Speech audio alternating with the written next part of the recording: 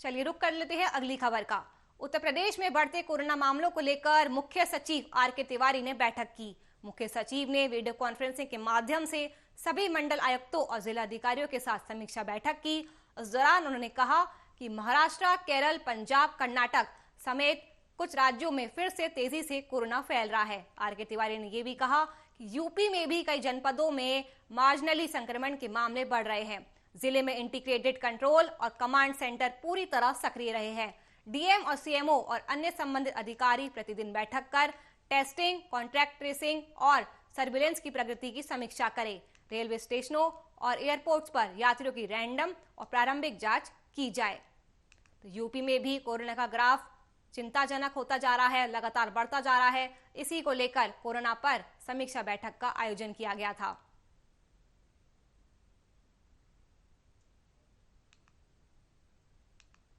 उत्तर प्रदेश के स्वास्थ्य मंत्री जय प्रताप सिंह ने कहा है कि सरकार का प्रदेश में कोरोना जांच की संख्या बढ़ाने पर फोकस है। लगातार टारगेट टेस्टिंग पर ध्यान दिया जा रहा है। उन्होंने कहा कि होली में बाहर से आने वालों की टेस्टिंग की जाएगी। आपको बता दें कि कल पीएम मोदी के साथ कोरोना पर वीसी होनी है। स्वास्थ्य मंत्री ने कहा कि अभी लॉकडाउन, नाइट कर्फ्यू पर विचार नहीं है। आपको बता दें कि प्रदेश के अपर मुख्य सचिव चिकित्सा एवं स्वास्थ्य अमित मोहन प्रसाद ने कहा था कि एक दिन में कुल 90,537 सैंपल की जांच की गई। उन्होंने कहा कि कुछ जिलों में संक्रमण बढ़ते हुए दिखा है, विशेषकर ऐसे जिले जहां दूसरे प्रदेशों से लोग आते हैं। हमें जरूरत है कि हम लगातार सावधानी बरतें। पिछले साल मार्च, अप्रैल में जो हम सतर्कता बरत रहे थे, जरूरत है कि यही सावधानी हम अभी भी अपनाए रखें।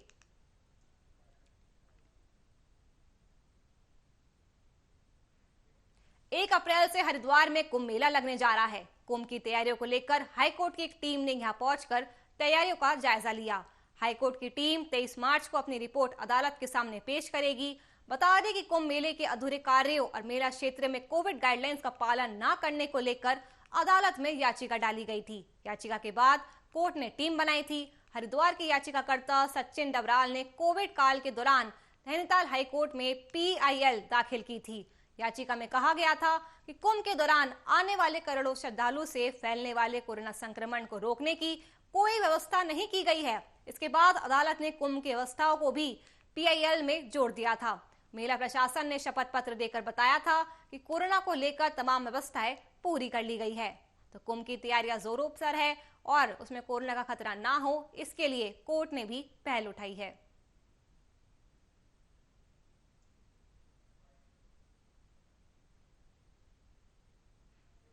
कोरोना वायरस की महामारी से निपटने के लिए देश में वैक्सीनेशन की शुरुआत हो चुकी है। देश में हर दिन सामने आ रहे नए मामलों में भी कमी देखने को मिल रही है। इसके बावजूद कुछ राज्यों में कोरोना संक्रमण के मामले तेजी से बढ़ते दिखाई दे रहे हैं। कोरोना की तेज रफ्तार के चलते गुजरात के 4 शहर यानी अहमदाबाद, सूरत, वडोदरा और राजकोट में नाइट कर्फ्यू लागू किए जाने के ऐलान के बाद अब मध्य प्रदेश सरकार ने भी 2 शहरों में नाइट कर्फ्यू लगा दिया है। कोरोना की बढ़ती रफ्तार से सतर्क हुई मध्य प्रदेश सरकार ने राजधानी भोपाल और इंदौर में नाइट कर्फ्यू लगाने का फैसला किया है। इन दोनों शहरों में नाइट कर्फ्यू 17 मार्च से लागू होगा।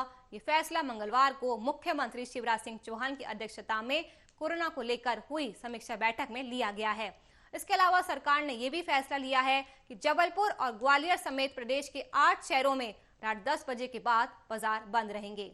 तो कहीं ना कहीं एक बार फिर से देश के कई राज्यों में कोरोना संक्रमण का ग्राफ जो है वो बढ़ता नजर आ रहा है, जिससे बचने के लिए वहां की राज्य सरकारें नाइट कर्फ्यू और लॉकडाउन का एक बार फिर से सहारा लेती दिखाई दे रही है।